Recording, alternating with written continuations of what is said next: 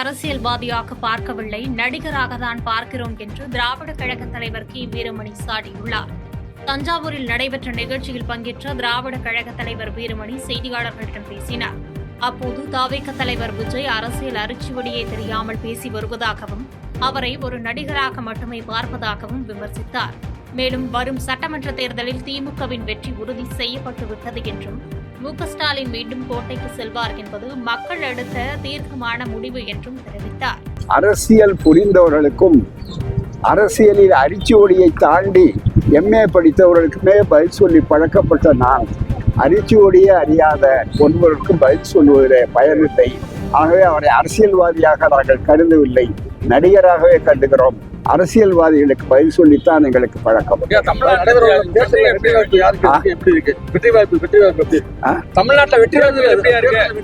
நிச்சயமாக 23ஆம் தேதி தேர்தல் நடந்து 4ஆம் தேதி அன்று வாக்குகள் எண்ணப்பட்டு 5ஆம் தேதிக்கு மேல் கோட்டைக்கு போவது மீண்டும் ஸ்டாலின் என்பதுதான் பாறையில எழுதப்பட்ட ஒரு சிறப்பான முடிவு. நாகையில் தூர்ந்து போன துறைமுகத்தால் 1200 மீனவ குடும்பங்கள் கடனில் தவித்து வருவதாக குற்றச்சாட்டு எழுந்துள்ளது. நாகை நம்பியார் நகரில் ரூபாய் 33 கோடி மதிப்பீட்டில் அமைக்கப்பட்ட மீன்பிடி துறைமுகம் ஓராண்டிற்குள்ளேயே தூர்ந்து போனதால் வங்கிக் கடனை திருப்பி செலுத்த முடியாமல் மீனவர்கள் தவித்து வருவதாக கூறப்படுகிறது. இதற்காக கடன் வாங்கிய 1200 குடும்பங்களுக்கும் சிபில் ஸ்கோர் பாதிக்கப்பட்டுள்ளதால் தங்களது பிள்ளைகளின் கல்வி செலவு உள்ளிட்ட இதர தேவைகளுக்கும் கடன் பெற முடியாமல் ஒட்டுமொத்த கிராமமே பொருளாதார ரீதியாக முடங்கியுள்ளதாக வேதனை தெரிவித்துள்ளனர். இப்போ எங்களுக்கு அடிப்படை கோரிக்கையாக 6000 மக்கள் தொகை உள்ள இந்த கிராமம் பிரதானமாக மீன்பிடி தொழிலை பண்ணிகிட்டு இருக்காங்க. எங்களுக்கு தண்ணீரவை திட்டத்தின் கீழே துறைமுகம் ஒன்று கட்டினாங்க. அதில் வந்துக்கிட்டு 34 கோடி திட்டம். அதில் வந்துக்கிட்டு அரௌண்ட் 12 கோடி நாங்கள் மக்களாக கடன் பெற்று அந்த தொகையை வச்சு இந்த துறைமுகம் கொண்டுட்டு வந்தாங்க.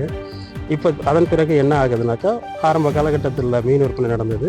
அதன் பிறகு உட்கட்டமைப்பு வசதிகள் இல்லாத காரணத்தினால மீன் விற்பனை நிறுத்தியாச்சு. எந்த ஒரு வசதியும் இல்லாதனால யாரும் மீன் விற்பனை செய்யவும் இல்லை. அதனால் எங்களால் தொடர்ச்சியாக அந்த தொகையை கட்ட முடியாத காரணத்தினால ஒவ்வொரு குடும்பங்களுக்கு சுமார் 1200 குடும்பங்களுக்கு மேலே 5 லட்சம் கடன் விகிதம் காட்டுறாங்க. அதனால் சிவில் ஸ்கோர் வரைக்கும் பாதிக்குது. சிவில் ஸ்கோர் பாதிக்கிறதுனால அத்தியாவசிய தேவைகளான ஒரு கல்யாணமோ ஒரு வியாபாரமோ பண்ணும்போது, படிப்பு செலவுக்கு ஒரு கடன் வாங்கும்போது அந்தந்த குடும்ப தலைவர்கள் மேலே சிவில் காட்டுது. சிவில் காட்டும் பட்சத்தில் எங்களால் மேற்படி எதுவுமே செய்ய முடியாத காரணம் எந்த ஒரு முன்னேற்றத்துக்கும் வழிவகை இல்லாமல் இருக்குது. ஆகையால் அரசு அந்த கடன் தொகையை தள்ளுபடி செய்யுமாறு கேட்டுக்கொள்கிறோம். திருவள்ளூர் அருகே அரசு பேருந்து மீது கார் மோதிய கோர விபத்தில் தம்பதி உயிரிழந்தனர். திருவள்ளூர் அருகே வேப்பம்பட்டு பகுதியில் கோவிலுக்கு சென்று கொண்டிருந்த போது கட்டுப்பாட்டை இழந்த கார் ஒன்று அரசு பேருந்து மீது நேருக்கு நேர் மோதியதில் ரவிச்சந்திரன் மற்றும் அவரது மனைவி கீதா ஆகிய இருவரும் நிகழ்விடத்திலேயே உயிரிழந்தனர். காரில் இருந்து அவர்களது 2 பேத்திகள் அதிர்ஷ்டவசமாக சிறு காயங்களுடன் உயிர் தப்பினர். ஓட்டுநருக்கு மாரடைப்பு ஏற்பட்டதால் விபத்து நிகழ்ந்ததா என்ற கோணத்தில் போலீசார் விசாரணை நடத்தி வருகின்றனர். தாம்பரம் அருகே கேரம் போர்டு விளையாடிய இளைஞர்களை கத்தியால் மிரட்டிய கும்பல் தொடர்பான வீடியோ வைரலாகி வருகிறது. சென்னை தாம்பரம் அடுத்த நெடுங்குன்றத்தில் கேரம் போர்டு விளையாடிக் கொண்டிருந்த இளைஞர்களை கத்தியுடன் வந்த 4 பேர் கொண்ட கும்பல் மிரட்டியதால் பரபரப்பு ஏற்பட்டது. அங்கிருந்த இளைஞர்கள் அலறி அடித்து ஓடிய நிலையில் அந்த கும்பல் கேரம் போர்டை கத்தியால் வெட்டி சேதப்படுத்திவிட்டு கொலை மிரட்டல் விடுத்து சென்ற வீடியோ காட்சிகள் தற்போது வெளியாகி அதிர்ச்சியை ஏற்படுத்தியுள்ளது. தமிழகத்தில் 210 தொகுதிகளில் அதிமுக வெற்றி பெறும் என்று அதிமுக முன்னாள் அமைச்சர் எஸ்.பி. வேலுமணி நம்பிக்கை தெரிவித்துள்ளார்.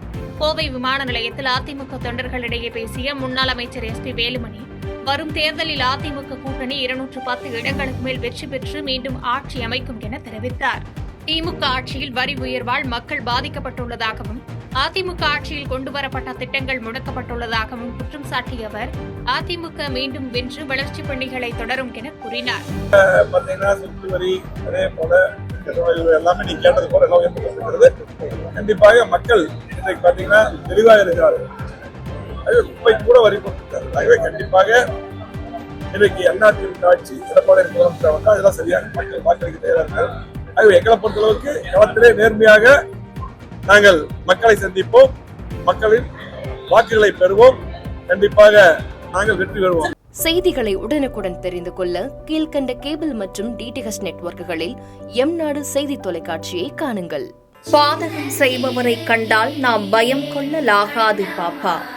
மோதி மிதித்துவிடு பாப்பா, அவர் முகத்தில் உமிழ்ந்துவிடு பாப்பா.